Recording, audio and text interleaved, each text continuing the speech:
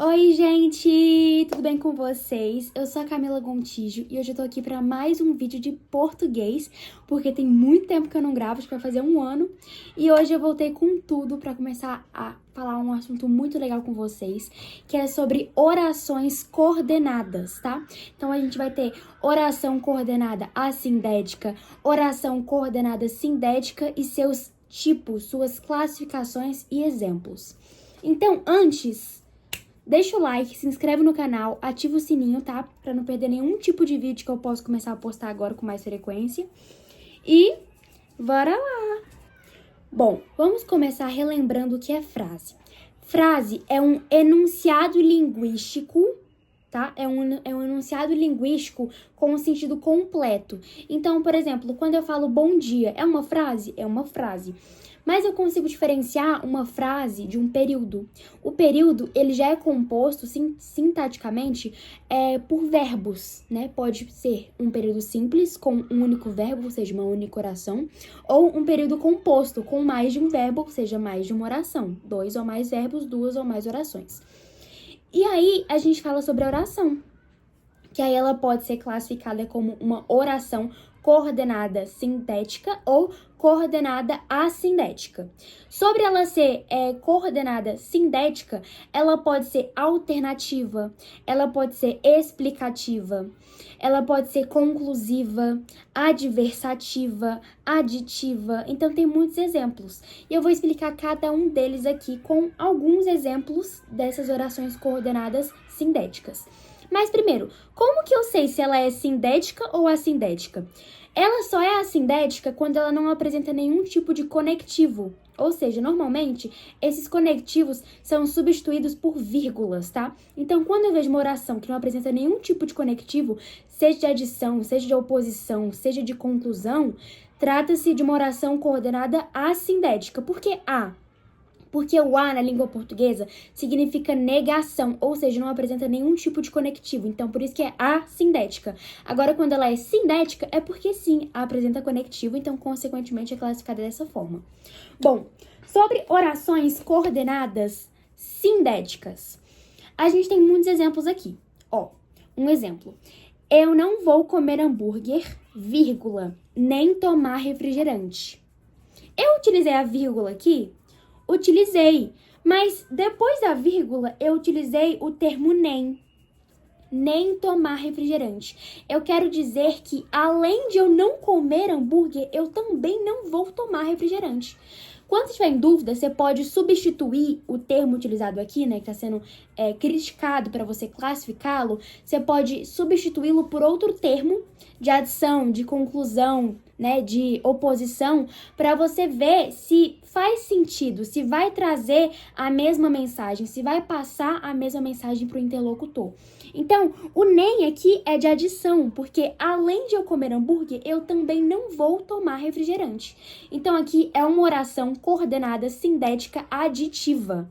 Deu para compreender? Por que aditiva? Porque o termo que está sendo criticado para ser classificado, que é o nem, é um conectivo de adição, que ele pode ser muito bem substituído por exemplo, mas também, né? Então, eu não vou comer hambúrguer, mas também não irei tomar refrigerante.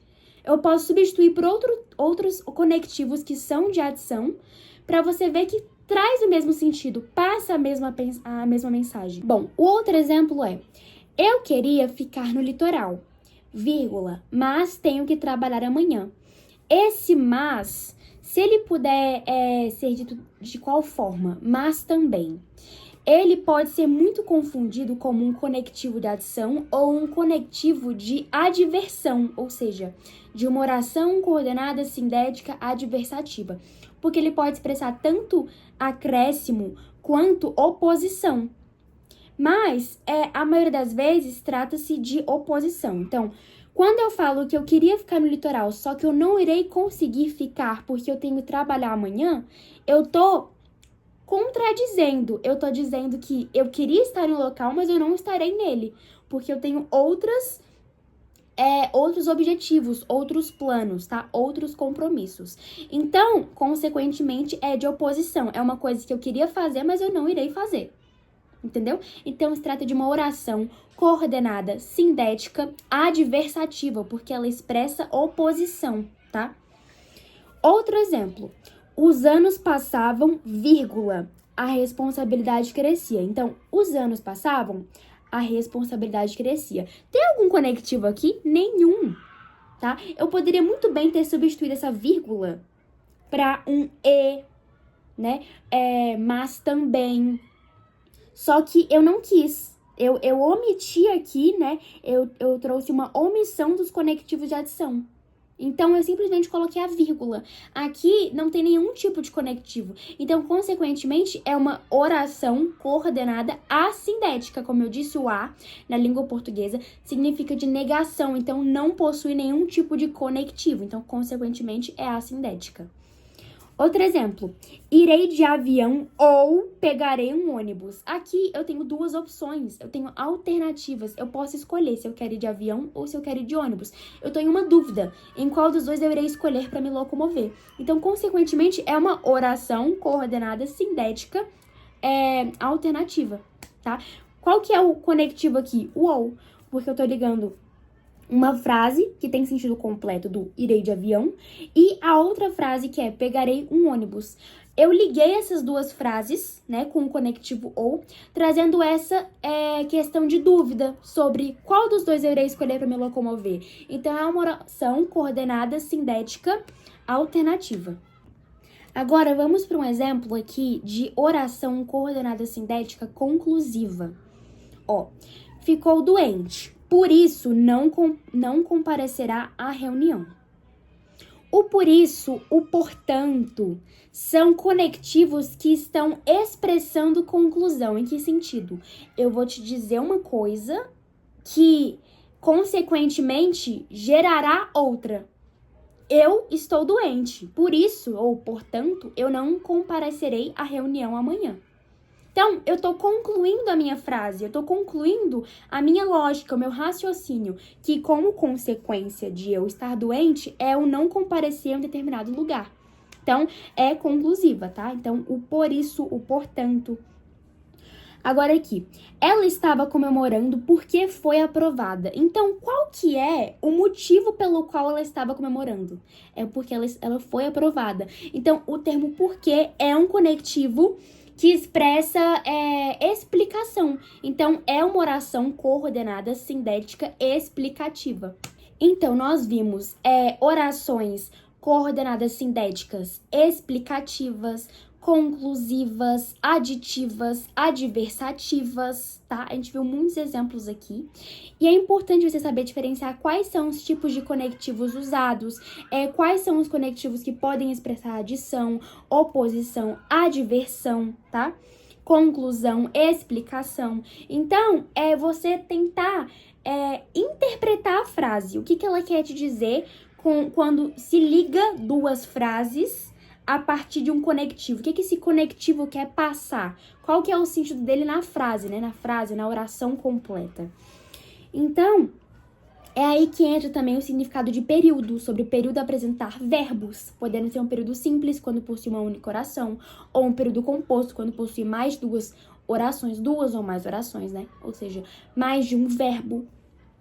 Bom, para fechar esse vídeo com chave de ouro, eu vou entrar em outro conteúdo que é mais na parte de interpretação textual, mas que é super importante para a língua portuguesa e que muita gente não sabe diferenciar, tá? Bom, a gente fala muito sobre duplo sentido, sobre ambiguidade e também sobre polissemia. Qual que é a diferença entre esses três tipos de técnicas textuais, de interpretação que a gente vê muito no nosso dia a dia? Bom, sobre polissemia, a gente fala que a polissemia é quando a gente tem várias palavras, né, que contém múltiplos significados e sentidos. Só que essas palavras que possuem vários significados, elas conseguem facilmente ser diferenciadas, ou seja, os seus significados, dependendo do contexto em que elas são colocadas. Então, por exemplo, a palavra manga. A gente vê tanto manga da blusa, né, que pode ser uma manga para tampar, né, o braço, para esconder o ombro e a parte do antebraço. A gente pode ter tanto uma manga comprida quanto uma manga curta. Mas além da manga de vestimenta, a gente também tem a manga da fruta que a gente come. Então, como que eu sei diferenciar em que sentido eu usei determinada palavra? Quando eu falo, comi uma manga muito gostosa. Consequentemente, eu já sei que é uma manga de fruta. Não vou ter essa confusão na mente do tipo, calma, ela disse manga da fruta ou manga da roupa? Agora, quando eu falo, eu acho que essa manga tá curta demais pro casamento. Aí, consequentemente, eu já sei que se trata de uma roupa, porque não tem como uma manga fruta ser curta. Deu pra compreender? Então, a polissemia é o mais simples.